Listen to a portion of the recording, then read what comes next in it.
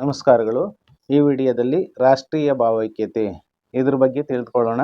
ಇದು ಸಮಾಜ ವಿಜ್ಞಾನ 6ನೇ ತರಗತಿಯಲ್ಲಿ ಬರುವಂತಹ ಕನ್ನಡ ಮಾಧ್ಯಮದ ಪಠ್ಯವಾಗಿದೆ. ರಾಷ್ಟ್ರೀಯ ಭಾವೈಕ್ಯತೆಯು ಪ್ರಬಂಧವೂ ಸಹ ಆಗ್ತದೆ. ರಾಷ್ಟ್ರೀಯ ಭಾವೈಕ್ಯತೆ ಅಂದರೆ ನ್ಯಾಷನಲ್ ಯೂನಿಟಿ ಅಂದರೆ ಏನು ಅಂತ ತಿಳಿದುಕೊಳ್ಳೋಣ. ದಯವಿಟ್ಟು ನಮ್ಮ ಯೂಟ್ಯೂಬ್ ಚಾನಲ್ ಸಬ್ಸ್ಕ್ರೈಬ್ ಮಾಡ್ಕೊಳ್ಳಿ. ರಾಷ್ಟ್ರೀಯ ಭಾವೈಕ್ಯತೆ ಅರ್ಥ. ರಾಷ್ಟ್ರೀಯ ಭಾವೈಕ್ಯವೆಂದರೆ ಒಬ್ಬರು ಇನ್ನೊಬ್ಬರ ಬಗ್ಗೆ ಅಥವಾ ಒಂದು ಜನಾಂಗ ಇನ್ನೊಂದು ಜನಾಂಗದ ಬಗ್ಗೆ ದ್ವೇಷ, ಅಸೂಯೆ ಮತ್ತು ಪೂರ್ವಾಗ್ರಹ ಪೀಡಿತರಾಗದೆ ದೇಶದ ಜನರು ತಾವೆಲ್ಲ ಒಂದೆಂಬ ಭಾವನೆಯನ್ನು ಹೊಂದಿರುವುದೇ ರಾಷ್ಟ್ರೀಯ ಭಾವೈಕ್ಯತೆಯಾಗಿದೆ. ರಾಷ್ಟ್ರೀಯ ಭಾವೈಕ್ಯತೆ ಅರ್ಥ. Meaning of the national unity. ರಾಷ್ಟ್ರೀಯ ಭಾವೈಕ್ಯವೆಂದರೆ ಒಬ್ಬ ಮನುಷ್ಯರು ಇನ್ನೊಬ್ಬ ಮನುಷ್ಯರ ಬಗ್ಗೆ ಅಥವಾ ಒಂದು ಜನಾಂಗ ಜನರ ಗುಂಪು ಇನ್ನೊಂದು ಜನಾಂಗದ ಬಗ್ಗೆ ದ್ವೇಷ ಮಾಡಬಾರ್ದು, ಅಸೂಯೆ ಮಾಡಬಾರ್ದು ಮತ್ತು ಪೂರ್ವಾಗ್ರಹ ಪೀಡಿತರಾಗದೆ ಆ ಜನಾಂಗ ಅಥವಾ ಆ ವ್ಯಕ್ತಿಯ ಬಗ್ಗೆ ಯಾವುದೇ ವಿಷಯದ ದೃಷ್ಟಿಯಿಂದ ನೋಡದೆ ದೇಶದ ಜನರೆಲ್ಲ ತಾವೆಲ್ಲ ಒಂದೇ ಎಂಬ ಭಾವನೆಯನ್ನ ಹೊಂದಿರುವುದು ರಾಷ್ಟ್ರೀಯ ಭಾವೈಕ್ಯತೆಯಾಗಿದೆ. ರಾಷ್ಟ್ರೀಯ ಭಾವೈಕ್ಯತೆ ಮುಂದುವರೆದು ಇನ್ನೊಬ್ಬರನ್ನು ಗೌರವಿಸುವುದು, give respect and take respect ಅಂತ ಇಂಗ್ಲಿಷಲ್ಲಿ ಕರೀತಾರೆ. ಇನ್ನೊಬ್ಬರನ್ನು ಗೌರವಿಸುವುದು ಹಾಗೂ ಪರಸ್ಪರ ಸೌಹಾರ್ದತೆಯಿಂದ ಇರುವುದು ಅಂದರೆ ಪ್ರೀತಿ ವಿಶ್ವಾಸತೆಯಿಂದ ಇರುವುದು, ನಾವೆಲ್ಲರೂ ರಾಷ್ಟ್ರವೆಂಬ ಒಂದೇ ಕುಟುಂಬದ ಸದಸ್ಯರು ಎನ್ನುವ ಭಾವನೆಯನ್ನು ಹೊಂದಿರುವುದು. ನಾವೆಲ್ಲರೂ ಸಹ ಒಂದು ರಾಷ್ಟ್ರದ ಒಂದೇ ಕುಟುಂಬ, ಒನ್ ಫ್ಯಾಮಿಲಿಯ ಮೆಂಬರ್ಸು, ಸಮ ಸದಸ್ಯರು, ಅದರಲ್ಲೂ ಸಹ ಈಕ್ವಲ್ ಮೆಂಬರ್ಸ್ ಅಂತೀವಲ್ಲ ಅದು ಎನ್ನುವ ಭಾವನೆಯನ್ನು ಹೊಂದುವುದು ರಾಷ್ಟ್ರೀಯ ಭಾವೈಕ್ಯತೆಯಲ್ಲಿ ಪ್ರಮುಖವಾದ ಅಂಶವಾಗಿದೆ. ಇಲ್ಲಿ ಜಾತಿ, ಮತ, ಪಂಥ, ಪಂಗಡ, ಧರ್ಮ, ಲಿಂಗ ತಾರತಮ್ಯವಿಲ್ಲದೆ ಒಂದು ದೇಶದ ಜನರೆಲ್ಲರೂ ಒಂದೇ ಎನ್ನುವ ಭಾವನೆಯನ್ನು ಮೂಡಿಸುವುದು ರಾಷ್ಟ್ರೀಯ ಭಾವೈಕ್ಯತೆ. ಜಾತಿ, ನಾನು ಆ ಜಾತಿ, ನಾನು ಒಕ್ಕಲಿಗ, ನಾನು ಲಿಂಗಾಯತ, ನಾನು ಕುರುಬ, ನಾನು ದಲಿತ ಅನ್ನೋದನ್ನು ಬಿಟ್ಟಾಕಬೇಕು. ಮತ ಬಿಟ್ಟಾಕಬೇಕು. ಹಿಂದೂ ಧರ್ಮ, ಕ್ರೈಸ್ತ ಧರ್ಮ, ಇಸ್ಲಾಂ ಧರ್ಮ, ಪಾರ್ಸಿ ಧರ್ಮ, ಜೈನ ಧರ್ಮ, ಬೌದ್ಧ ಧರ್ಮ ಅನ್ನೋದು. ಪಂಥ, ನಮ್ದು ಎಡಪಂಥ, ನಮ್ದು ಬಲಪಂಥ, ಭಕ್ತಿ ಪಂಥ ಅನ್ನೋದು ಬಿಟ್ಟಾಕ್ಬೇಕು. ಪಂಗಡ, ಟ್ರೈಬ್ಸ್ ಅಂತಾರೆ. ನಾನು ಪರಿಶಿಷ್ಟ ಜಾತಿ, ಪರಿಶಿಷ್ಟ ಪಂಗಡ ಅಂತಾರಲ್ಲ ಅದು. ಧರ್ಮವೂ ಸಹ ಹಿಂದೂ ಧರ್ಮ, ಬೌದ್ಧ ಧರ್ಮ, ಇಸ್ಲಾಂ ಧರ್ಮ, ಆ ರೀತಿ. ಲಿಂಗ ತಾರತಮ್ಯ, ಹೆಣ್ಣು ಗಂಡು ಎಂಬ ಭೇದವಿಲ್ಲದೆ ಪಾರ್ಶಿಯಾಲಿಟಿ ಮಾಡದೆ ಒಂದು ದೇಶದ ಜನರೆಲ್ಲ ಒಂದೇ ಭಾವನೆಯನ್ನ ನಾವೆಲ್ಲರೂ ಸಹ ಒಂದೇ ಎನ್ನುವ ಭಾವನೆಯನ್ನು ಮೂಡಿಸುವುದು ರಾಷ್ಟ್ರೀಯ ಭಾವೈಕ್ಯತೆ. ಒಂದು ಸಶಕ್ತ ರಾಷ್ಟ್ರ ನಿರ್ಮಾಣಕ್ಕೆ ಇಂತಹ ಭಾವನೆ ಎಲ್ಲರಲ್ಲೂ ಮೂಡುವುದು ಅಗತ್ಯ. ಒಂದು ಬಲಿಷ್ಠವಾದ ದೇಶ ನಿರ್ಮಾಣ ಮಾಡಬೇಕು ಅಂದ್ರೆ ಇಂತಹ ಭಾವನೆ ಮುಖ್ಯ. ಅಂತ ಭಾವನೆ ಅಂದ್ರೆ ಇನ್ನೊಬ್ಬರನ್ನು ಗೌರವಿಸಬೇಕು, ಸೌಹಾರ್ದತೆಯಿಂದ ಇರುವುದು ಹಾಗೂ ಜಾತಿ, ಮತ, ಪಂಥ, ಪಂಗಡ, ಧರ್ಮ, ಲಿಂಗ ತಾರತಮ್ಯವಿಲ್ಲದೆ ಒಂದು ದೇಶದ ಜನರೆಲ್ಲ ತಾವೆಲ್ಲರೂ ಸಹ ಒಂದೇ ಎಂಬುವ ಭಾವನೆಯನ್ನು ಮೂಡಿಸುವುದು. ಭಾರತೀಯರೆಲ್ಲ ಒಂದೇ ಎನ್ನುವ ಭಾವನೆಯನ್ನು ಗಟ್ಟಿಗೊಳಿಸುವುದೇ ರಾಷ್ಟ್ರೀಯ ಭಾವೈಕ್ಯತೆ. ನಾವೆಲ್ಲರೂ ಸಹ ಭಾರತೀಯರು, ವಿ ಆರ್ ಇಂಡಿಯನ್ಸ್. ಭಾರತದಲ್ಲಿ ವಿವಿಧತೆಯಲ್ಲಿ ಏಕತೆ ಇದೆ. ಧರ್ಮ, ಭಾಷೆ, ಜನಾಂಗ, ಉಡುಗೆ ತೊಡುಗೆ, ಆಚಾರ ವಿಚಾರ, ಸಂಸ್ಕೃತಿ, ಸಂಸ್ಕಾರ ಇವೆಲ್ಲರಲ್ಲೂ ಸಹ ವ್ಯತ್ಯಾಸವಿದ್ರು ನಾವೆಲ್ಲರೂ ಭಾರತೀಯರನ್ನು ಅಂಶವನ್ನು ಮೂಡಿಸಬೇಕಾಗಿದೆ. ರಾಷ್ಟ್ರೀಯ ಭಾವೈಕ್ಯತೆಯಾಗಿದೆ. ಪ್ರಾಮುಖ್ಯತೆ, ಇಂಪಾರ್ಟೆನ್ಸ್ ಆಫ್ ನ್ಯಾಷನಲ್ ಯೂನಿಟಿ. ಒಂದು ರಾಷ್ಟ್ರದ ಜನತೆಯಲ್ಲಿ ಒಗ್ಗಟ್ಟು ಉಂಟು ಮಾಡಲು ಭಾವೈಕ್ಯತೆ ಅಗತ್ಯವಾಗಿದೆ. ರಾಷ್ಟ್ರದ ಹಿತಾಸಕ್ತಿಯನ್ನು ಸಾಧಿಸಲು, ಅಭಿವೃದ್ಧಿ ಹೊಂದಲು ರಾಷ್ಟ್ರದ ಜನರು ತಾವೆಲ್ಲರೂ ಒಂದೇ ಎಂಬ ಭಾವನೆಯನ್ನು ಬೆಳೆಸಲು ಭಾವೈಕ್ಯತೆ ಅಗತ್ಯವಾಗಿದೆ. ಭಾವೈಕ್ಯತೆಯು ದೇಶದ ಸಮಗ್ರತೆ, ಸೋದರತೆ ಮತ್ತು ಸಮಾನತೆಗೆ ಪ್ರಮುಖ ಪ್ರೇರಣೆ ಆಗುತ್ತದೆ. ಭಾರತೀಯ ವೈವಿಧ್ಯತೆ ಅಂದ್ರೆ ಭಾರತ ದೇಶದಲ್ಲಿ ವಿವಿಧತೆ ಇದೆ. ನೋಡೋಣ ಅದೇನು ಅನ್ನೋದನ್ನ. ಭಾರತ ವೈವಿಧ್ಯತೆಗಳಿಂದ ಕೂಡಿದ ದೇಶವಾಗಿದೆ. ಅಂದ್ರೆ ಭಾರತದ ವಿವಿಧತೆಯು ಪ್ರಾಕೃತಿಕ ವೈವಿಧ್ಯ, ಜೀವ ವೈವಿಧ್ಯ ಮತ್ತು ಜನಜೀವನ ವೈವಿಧ್ಯದಲ್ಲಿ ಪ್ರಕಟಗೊಂಡಿದೆ. ಅಂದ್ರೆ ಭಾರತದಲ್ಲಿ ವಿವಿಧತೆಯ ಪ್ರಾಕೃತಿಕ ವೈವಿಧ್ಯ. ಪ್ರಾಕೃತಿಕ ಅಂದ್ರೆ ಪ್ರಕೃತಿದತ್ತವಾಗಿ ವ್ಯತ್ಯಾಸಗಳಿದೆ. ಉತ್ತರ ಭಾರತವೇ ಒಂದು ತರ ಇದೆ, ದಕ್ಷಿಣ ಭಾರತವೇ ಒಂದು ತರ ಇದೆ, ಹಾಗೆ ಈಶಾನ್ಯ ಭಾರತವು ತರ ಇದೆ, ನೈಋತ್ಯ ಭಾರತವು ಸಹ ಪ್ರಾಕೃತಿಕವಾಗಿ ಡಿಫ್ರೆನ್ಸ್ ಇದೆ. ಜೀವ ವೈವಿಧ್ಯ, ಇಲ್ಲಿ ಜೀವಿಗಳು ಜೀವಿಸುವ ವೈವಿಧ್ಯ, ಮನುಷ್ಯರಿರ್ಬೋದು, ಪ್ರಾಣಿಗಳಿರ್ಬೋದು, ಪಕ್ಷಿಗಳಿರ್ಬೋದು, ಇವು ಜನಜೀವನ. ನಾವು ಭಾರತೀಯರಲ್ಲಿ ಉತ್ತರ ಭಾರತೀಯರು, ದಕ್ಷಿಣ ಭಾರತೀಯರು ಹಾಗೆ ಈಶಾನ್ಯ ರಾಜ್ಯದಲ್ಲಿ ಇರುವಂತಹ ಭಾರತೀಯರಲ್ಲೂ ಸಹ ಜೀವನ ಮಾಡುವುದರಲ್ಲಿ ವ್ಯತ್ಯಾಸ ಇದೆ. ಅದೇ ಪ್ರಕಟಗೊಂಡಿರುವುದನ್ನು ನಾವೆಲ್ಲರೂ ಕಾಣಬಹುದಾಗಿದೆ. ಪ್ರಾಕೃತಿಕ ವೈವಿಧ್ಯ. ಭಾರತದಲ್ಲಿ ಅತಿ ಎತ್ತರದ ಪರ್ವತ ಶ್ರೇಣಿಗಳು, ಅತಿ ಉದ್ದದ ನದಿಗಳು ಮತ್ತು ವಿಶಾಲವಾದ ಮೈದಾನಗಳಿವೆ. ಭಾರತದಲ್ಲಿ ಅತಿ ಎತ್ತರದ ಪರ್ವತ ಶ್ರೇಣಿಗಳು ಅಂದ್ರೆ ಹಿಮಾಲಯ ಪರ್ವತಗಳಿವೆ. ಅಲ್ಲಿ ಅನೇಕ ಪರ್ವತ ಶ್ರೇಣಿಗಳಿವೆ. ಮೌಂಟ್ ಎವರೆಸ್ಟ್ ಇದೆ, K2 ಇದೆ, ಕಾಂಚನಜುಂಗ ಇದೆ, ಧವಳಗಿರಿ ಇದೆ. ಹೀಗೆ ದಕ್ಷಿಣ ಭಾರತದಲ್ಲಿ ಆನೆಮುಡಿ ಇದೆ, ಕರ್ನಾಟಕದಲ್ಲಿ ಮುಳ್ಳಯ್ಯನಗಿರಿ ಇದೆ. ಅತಿ ಉದ್ದವಾದ ನದಿಗಳಾದ ಬ್ರಹ್ಮಪುತ್ರ ನದಿ, ಸಿಂಧೂ ನದಿ, ಗಂಗಾ ನದಿ, ಕಾವೇರಿ ನದಿ, ಕೃಷ್ಣ ನದಿ, ಗೋದಾವರಿ ನದಿ ಹಾಗೂ ವಿಶಾಲವಾದ ಮೈದಾನಗಳಿವೆ. ಉತ್ತರ ಭಾರತದಲ್ಲಿ ವಿಶಾಲವಾದ ಮೈದಾನ ಇದೆ, ಹಾಗೆ ದಕ್ಷಿಣ ಭಾರತದಲ್ಲಿ ಕಂಪೆಸ ಭೂಮಿ ಇದೆ. ಅಂತೆಯೇ ಅತ್ಯಂತ ಚಳಿ ಹಾಗೂ ಉಷ್ಣದ ಪ್ರದೇಶಗಳಿವೆ. ಸುಡುವ ಮರುಭೂಮಿ ಇಲ್ಲಿದೆ, ಅತ್ಯಂತ ಚಳಿಯಾಗದು. ಹಿಮಾಲಯ ಭಾಗದಲ್ಲಿ ಅತ್ಯಂತ ಚಳಿ ಇರ್ತದೆ, ಉಷ್ಣ ಇರ್ತದೆ, ಹೀಟು ಟೆಂಪರೇಚರ್ ಜಾಸ್ತಿ ಇದೆ. ಇರುವಂಥ ಪ್ರದೇಶಗಳಿವೆ, ಟೆಂಪ್ರೇಚರ್ ಜಾಸ್ತಿ ಇರುವಂಥ ಪ್ರದೇಶಗಳು ಇದೆ. ಈಗ ನೀವು ರಾಜಸ್ಥಾನದ ಗಂಗಾನಗರಕ್ಕೆ ಹೋದರೆ ಭಾರತದಲ್ಲಿ ಅತಿ ಹೆಚ್ಚು ಉಷ್ಣಾಂಶ ಇರುವಂಥ ಪ್ರದೇಶ ಆಗಿದೆ. ಸುಡುವ ಮರುಭೂಮಿ ಇದೆ, ಥಾರ್ ಮರುಭೂಮಿ ಇದೆ, ನೀವು ನೋಡಿದಿರಲ್ಲ. ರಾಜಸ್ಥಾನ, ಪಂಜಾಬ್, ಹರಿಯಾಣ ಮುಂತಾದ ಕೆಲವು ರಾಜ್ಯಗಳಲ್ಲಿ ಹರಡಿಕೊಂಡಿದೆ. ದಟ್ಟ ಕಾಡು, ಈ ದಟ್ಟವಾದ ಕಾಡುಗಳಿವೆ. ತಂಪಾದ ಸರೋವರಗಳು, ಉದಾಹರಣೆಗೆ ದಾಲ್ ಸರೋವರ, ಚಿಲ್ಕಾ ಸರೋವರ, ಧುಮುಕುವ ಜಲಪಾತ. ನೀವು ಜೋಗದ ಜಲಪಾತ ನೋಡಿದ್ದೀರಿ ಅಲ್ಲವೇ? ಹಾಗೂ ಗೋಕಾಕ್ ಜಲಪಾತ ನೋಡಿದ್ದೀರಾ? ಮನಸೆಳೆಯುವ ಕರಾವಳಿ, ಮನಸ್ಸನ್ನು ಸೂರೆಗೊಳ್ಳುವ ಸೌಂದರ್ಯದಿಂದ ಕೂಡಿರುವಂತಹ ಕರಾವಳಿ ಭಾಗಗಳು. ಈಗ ಬಂಗಾಳ ಕೊಲ್ಲಿ, ಹಿಂದೂ ಮಹಾಸಾಗರದ ಕರಾವಳಿ ನೋಡಿ, ಆ ಕಡೆ ಅರಬ್ಬಿ ಸಮುದ್ರದ ಕರಾವಳಿಯನ್ನು ನಾವು ನೋಡಬಹುದಾಗಿದೆ. ನೂರಾರು ಚಿಕ್ಕ ಪುಟ್ಟ ದ್ವೀಪಗಳಿವೆ. ಇಲ್ಲಿ ನೂರಾರು ಚಿಕ್ಕ ಪುಟ್ಟ ದ್ವೀಪಗಳು, ಐಲ್ಯಾಂಡ್ಸ್ ಇದೆ. ಉದಾಹರಣೆಗೆ ಅಂಡಮಾನ್ ಮತ್ತು ನಿಕೋಬಾರ್ ದ್ವೀಪಗಳು, ಲಕ್ಷದ್ವೀಪಗಳನ್ನು ನಾವು ಕಾಣಬಹುದಾಗಿದೆ. ಇವು ನಮಗೆ ಪ್ರಕೃತಿಯು ನೀಡಿದ ಕೊಡುಗೆಗಳು, ಪ್ರಕೃತಿ ನೀಡಿದಂತೆ ಗಿಫ್ಟ್ ಆಗಿದ್ದಾವೆ. ಜೀವವೈವಿಧ್ಯ, ಭಾರತದ ಜೀವವೈವಿಧ್ಯ ಅಪಾರವಾಗಿದ್ದು ಜಗತ್ತಿನಲ್ಲಿ ಇಷ್ಟೊಂದು ಜೀವವೈವಿಧ್ಯದ ದೇಶಗಳು ಇರುವುದು ಕೆಲವು ಮಾತ್ರ. ಜನವೈವಿಧ್ಯ, ವಿಶಾಲ ಭಾರತದಲ್ಲಿ ವಿವಿಧ ಬಗೆಯ ಸಮುದಾಯಕ್ಕೆ ಸೇರಿದ ಜನರಿದ್ದಾರೆ. ಅವರ ರೂಪ, ಮೈಕಟ್ಟು, ಭಾಷೆ, ವೇಷಭೂಷಣ, ಆಹಾರ, ರೀತಿ ನೀತಿ, ಆಚಾರ ವಿಚಾರ, ಮತಧರ್ಮಗಳು ವಿಭಿನ್ನವಾಗಿವೆ. ಬಗೆ ಬಗೆಯ ನಮ್ಮ ಜನಜೀವನದ ಸೊಗಸನ್ನು ಕಣ್ಣಾರೆ ಕಂಡು ಸವಿಯಲು ಭಾರತವನ್ನು ಸುತ್ತಾಡಿ ಬರಬೇಕು.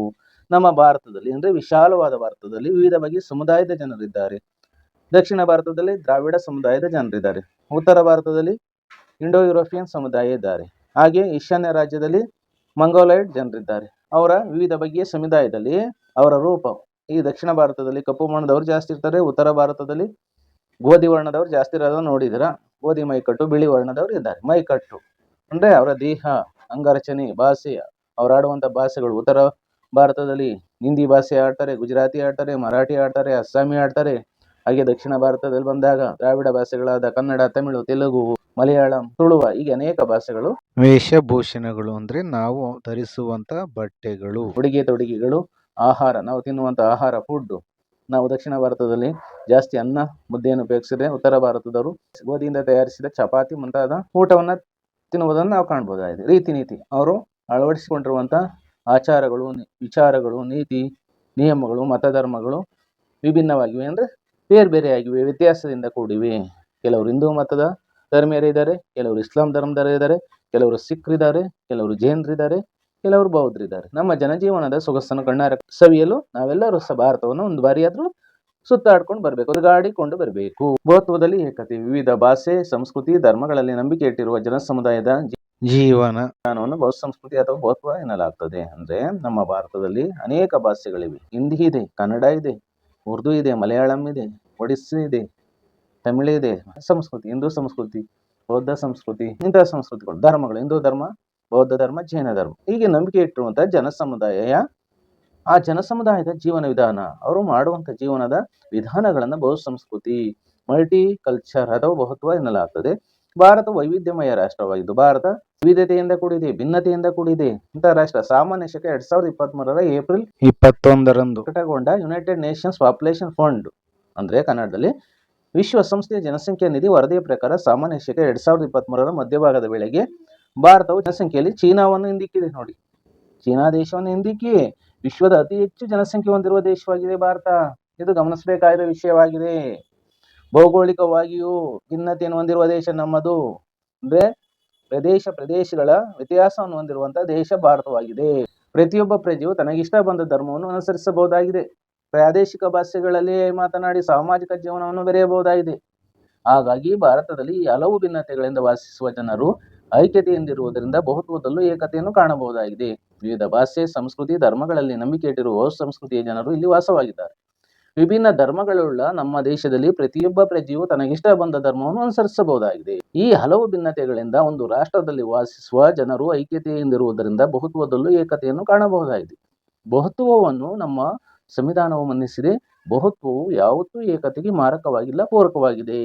ಇದು ನಾವೆಲ್ಲರೂ ಸಹ ಗಮನಿಸಬೇಕಾದ ಅಂಶವಾಗಿದೆ. ಡಿಯರ್ ಫ್ರೆಂಡ್ಸ್, ಭಾರತದಲ್ಲಿ ಏಕತೆಯನ್ನು ಪ್ರೋತ್ಸಾಹಿಸುವ ಅಂಶಗಳು: ಒಂದನೆಯದು ಜಾತ್ಯತೀತತೆ, ಸೆಕ್ಯುಲರಿಸಂ. ಎಲ್ಲ ಜಾತಿಗಳು ಒಂದೇ ಅಂತ ನಾವು ಕಾಣುವುದು. ಜಾತ್ಯತೀತತೆ, ಭಾರತ ಒಂದು ಜಾತ್ಯತೀತ ರಾಷ್ಟ್ರವಾಗಿದ್ದು ಸರ್ವಧರ್ಮ ಸಮನ್ವಯತೆಯನ್ನು ಹೊಂದಿದೆ. ಇಲ್ಲಿ ಎಲ್ಲ ಧರ್ಮಗಳಿಗೂ ಸಮಾನ ಅವಕಾಶ ಇರುವುದರಿಂದ ಇದು ರಾಷ್ಟ್ರದ ಐಕ್ಯತೆಯನ್ನು ಪ್ರೋತ್ಸಾಹಿಸುತ್ತದೆ. 2, ಪ್ರಜಾಪ್ರಭುತ್ವ. ಭಾರತ ಒಂದು ಪ್ರಜಾಪ್ರಭುತ್ವ ರಾಷ್ಟ್ರವಾಗಿದೆ. Bharat India democratic country. ಇಲ್ಲಿ ಪ್ರಜೆಗಳೇ ಪ್ರಭುಗಳು. ಪ್ರಜೆಗಳಿಂದ ಪ್ರಜೆಗಳಿಗಾಗಿ ಪ್ರಜೆಗಳಿಗಿರುವಂತಹ ಸರ್ಕಾರ ಇಲ್ಲಿದೆ.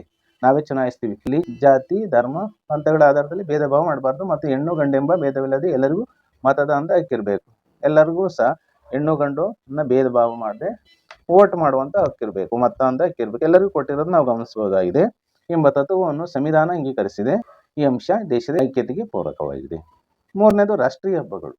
ನಮ್ಮ ರಾಷ್ಟ್ರೀಯ ಹಬ್ಬಗಳನ್ನು ಭಾರತೀಯರಾದ ನಾವೆಲ್ಲ ಒಟ್ಟಾಗಿ ಆಚರಿಸುವುದರಿಂದ ಇದು ರಾಷ್ಟ್ರೀಯ ಏಕತೆಯ ವೃದ್ಧಿಗೆ ಸಹಕಾರಿಯಾಗಿದೆ. ರಾಷ್ಟ್ರೀಯ ಹಬ್ಬಗಳು ಅಂದರೆ ಸ್ವಾತಂತ್ರ್ಯ ದಿನಾಚರಣೆ, ಗಣರಾಜ್ಯದ ದಿನ, ಶಿಕ್ಷಕರ ದಿನಾಚರಣೆ, ಮಕ್ಕಳ ದಿನಾಚರಣೆ ಇತ್ಯಾದಿ. 4. ನಮ್ಮ ರಾಷ್ಟ್ರೀಯ ಲಾಂಛನಗಳು. ನಮ್ಮ ರಾಷ್ಟ್ರೀಯ ಚಿಹ್ನೆಗಳಾದ ರಾಷ್ಟ್ರ ಲಾಂಛನ, ರಾಷ್ಟ್ರಗೀತೆ, ರಾಷ್ಟ್ರಧ್ವಜ, ರಾಷ್ಟ್ರೀಯ ಪಕ್ಷಿ ಮತ್ತು ರಾಷ್ಟ್ರೀಯ ಪ್ರಾಣಿ ಮುಂತಾದವು ಸಹ ನಾವೆಲ್ಲ ಒಂದೇ ಎಂದು ಗುರುತಿಸಿಕೊಳ್ಳಲು ಸಹಾಯಕವಾಗಿದೆ. 5. ಪರಸ್ಪರ ಅನ್ಯೋನ್ಯತೆ. ಕೇಂದ್ರ ಮತ್ತು ರಾಜ್ಯ ಸರ್ಕಾರಗಳು ಸಾಮಾನ್ಯ ಧ್ಯೇಯೋದ್ದೇಶಗಳ ಮೂಲಕ ಕಾರ್ಯಸಾಧನೆ ಮಾಡುತ್ತವೆ.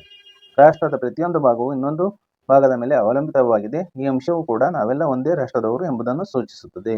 ಇವಲ್ಲದೆ ಇತರ ಅಂಶಗಳಾದ ನೈಸರ್ಗಿಕ ಅಂಶಗಳು, ಸಂಪರ್ಕ ಜಾಲ, ಸಮೂಹ ಮಾಧ್ಯಮಗಳು, ವಿವಿಧ ಸಂಸ್ಕೃತಿ, ಪ್ರಾಂತೀಯತೆ, ಮತ, ಭಾಷೆ ಮುಂತಾದವುಗಳಿದ್ದರೂ ಇಡೀ ರಾಷ್ಟ್ರದ ಜನತೆ ಒಂದೇ ಎಂಬ ಐಕ್ಯತೆ ಕಾಣಬಹುದಾಗಿದೆ. ರಾಷ್ಟ್ರೀಯ ಭಾವೈಕ್ಯತೆ ಮತ್ತು ಏಕತೆಗೆ ತೊಡಕುಂಟು ಮಾಡುವ ಅಂಶಗಳು, ತೊಂದರೆಯನ್ನುಂಟು ಮಾಡುವಂತಹ ಅಂಶಗಳು ರಾಷ್ಟ್ರೀಯ ಭಾವೈಕ್ಯತೆಗೆ ಯಾವುವು ಎಂದರೆ, 1. ಜಾತೀಯತೆ, ಕ್ಯಾಸ್ಟಿಸಮ್. ಜಾತೀಯತೆ ಎಂದರೆ ಬೇರೆ ಜಾತಿಯ ವಿರುದ್ಧವಾಗಿ ತಮ್ಮ ಜಾತಿಯನ್ನು ಎತ್ತಿ ಕಟ್ಟುವುದು. ತಮ್ಮ ಜಾತಿಯ ಶ್ರೇಷ್ಠ, ಉಳಿದವು ಕನಿಷ್ಠವೆಂಬ ಮೇಲರಿಮೆಯೇ ಜಾತೀಯತೆ. ಜಾತೀಯತೆಯು ಏಕತೆಗೆ ಮಾರಕವಾಗಿದೆ. ಇಂದು ಜಾತೀಯತೆ ಎಲ್ಲ ಕ್ಷೇತ್ರಗಳಲ್ಲೂ ಆವರಿಸಿದೆ. ಜಾತೀಯತೆ ಅನ್ನೋದು ರಾಜಕಾರಣ ಇರ್ಬೋದು, ಸರ್ಕಾರಿ ಉದ್ಯೋಗಗಳಿರ್ಬೋದು, ಖಾಸಗಿಯಾಗಿ ಮಾಡುವಂತಹ ಕಂಪನಿಗಳಲ್ಲಿರುವಂಥ ಉದ್ಯೋಗಗಳಿರ್ಬೋದು, ಅಥವಾ ವೈಯಕ್ತಿಕ ಉದ್ಯೋಗಗಳಿರ್ಬೋದು, ಇದರೆಲ್ಲದರಲ್ಲೂ ಸಹ ಜಾತೀಯತೆ ಬಹಳ ತುಂಬಿ ತುಳುಕಾಡ್ತಿದೆ. ಇದು ಒಂದು ವಿಷಜಂತುವಾಗಿದೆ. ಇದರಿಂದ ಸಂಕುಚಿತ ಭಾವನೆ ಬೆಳೆಯುತ್ತಿದೆ. ಹಾಗಾಗಿ ಜಾತೀಯತೆ ದೇಶದ ಐಕ್ಯತೆಗೆ ಮಾರಕವಾಗಿದೆ. 7ನೇದು ಮತೀಯವಾದ. ನೋಡಿ, ಇದು ಧರ್ಮಗಳ ವಾದ. ಧರ್ಮದ ಶ್ರೇಷ್ಠತೆಯ ಕಾರಣಕ್ಕೆ ಸಂಘರ್ಷಕ್ಕಿಳಿಯುವುದು ಅಥವಾ ಹಿಂಸಾಚಾರದಲ್ಲಿ ತೊಡಗುವುದನ್ನು ಮತೀಯವಾದ ಅಥವಾ ಕೋಮುವಾದ ಎನ್ನುತ್ತೇವೆ. ಕೋಮುವಾದವು ಶಾಂತಿಯನ್ನು ಕದಡುತ್ತದೆ. ಇದರಿಂದ ಜೀವ ಮತ್ತು ಆಸ್ತಿಪಾಸ್ತಿಗಳ ನಾಶ ಸಂಭವಿಸುತ್ತದೆ. ಅಷ್ಟೇ ಅಲ್ಲ, ಇದು ಜನರ ನಡುವಿನ ಸ್ನೇಹ, ಸೌಹಾರ್ದತೆಯನ್ನು ಹಾಳು ಮಾಡುತ್ತದೆ. ಕೋಮುವಾದವು ನಾನಾ ಮತಧರ್ಮದ ಜನರಲ್ಲಿ ಹೊಂದಾಣಿಕೆ ಇಲ್ಲದಂತೆ ಮಾಡಿ ದೇಶದ ಪ್ರಗತಿಗೆ ತೊಡಕಾಗಿದೆ, ಅಭಿವೃದ್ಧಿಗೆ ಕಂಟಕವಾಗಿದೆ. 3ನೇ ಅಂಶ ಪ್ರಾದೇಶಿಕವಾದ.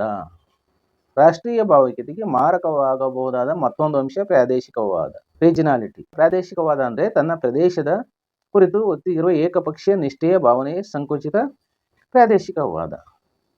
ಸಂವಿಧಾನದ ಪ್ರಕಾರ ನಮ್ಮ ವಿವಿಧ ರಾಜ್ಯಗಳುಳ್ಳ ಒಕ್ಕೂಟ ವ್ಯವಸ್ಥೆಯಾದ್ದರಿಂದ ಪ್ರಾದೇಶಿಕ ಭಾಷೆ, ಸಂಸ್ಕೃತಿ, ಆಡಳಿತಗಳ ಅಸ್ತಿತ್ವವು ಮುಖ್ಯ. ಆದ್ದರಿಂದ ರಾಷ್ಟ್ರದ ಸಮಗ್ರತೆಗೆ ಧಕ್ಕೆ ತರುವ ಸಂಕುಚಿತ ಪ್ರಾದೇಶಿಕವಾದ ಆರೋಗ್ಯಕರವಲ್ಲ. ನಾವು ಮೊದಲು ಭಾರತೀಯರು, ಅನಂತರ ಒಂದು ರಾಜ್ಯ ಅಥವಾ ಪ್ರದೇಶಕ್ಕೆ ಸೇರಿದವರು ಎಂಬುದನ್ನು ಅರಿಯಬೇಕು.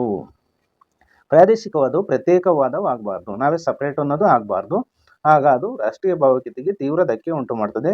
ಪ್ರಾದೇಶಿಕ ಅಸಮಾನತೆಯನ್ನು ನೀಗಿಸುವ ಅವಕಾಶಗಳನ್ನು ಸಂವಿಧಾನದಲ್ಲೇ ನೀಡಲಾಗಿದೆ. ಈ ಹಿನ್ನೆಲೆಯಲ್ಲಿ ನಾವು ಪ್ರಾದೇಶಿಕ ಅಸಮಾನತೆಯ ನಿವಾರಣೆಗಾಗಿ ಕಲ್ಯಾಣ ಕರ್ನಾಟಕಕ್ಕೆ ಸಂವಿಧಾನದ ವಿಧಿ 371(j) ಮಾನ್ಯತೆಯನ್ನು ನೀಡಿದ್ದನ್ನು ಮತ್ತು ತೆಲಂಗಾಣ ಪ್ರತ್ಯೇಕ ರಾಜ್ಯವಾಗಿ ಘೋಷಿಸಲ್ಪಟ್ಟಿದ್ದನ್ನು ಗುರುತಿಸಬಹುದಾಗಿದೆ. ಕನ್ಕ್ಲೂಷನ್, ಉಪಸಂಹಾರ. ರಾಷ್ಟ್ರೀಯ ಭಾವೈಕ್ಯತೆಗೆ ತೊಡಕಾಗಿರುವ ಜಾತೀಯತೆ, ಮತೀಯವಾದ ಮತ್ತು ಸಂಕುಚಿತ ಪ್ರಾದೇಶಿಕವಾದಗಳನ್ನು ಮೆಟ್ಟಿ ನಿಂತರೆ ರಾಷ್ಟ್ರೀಯ ಭಾವೈಕ್ಯತೆಯನ್ನು ವೃದ್ಧಿಸಬಹುದು. ಎಲ್ಲರಿಗೂ ಸಹ ಧನ್ಯವಾದಗಳು.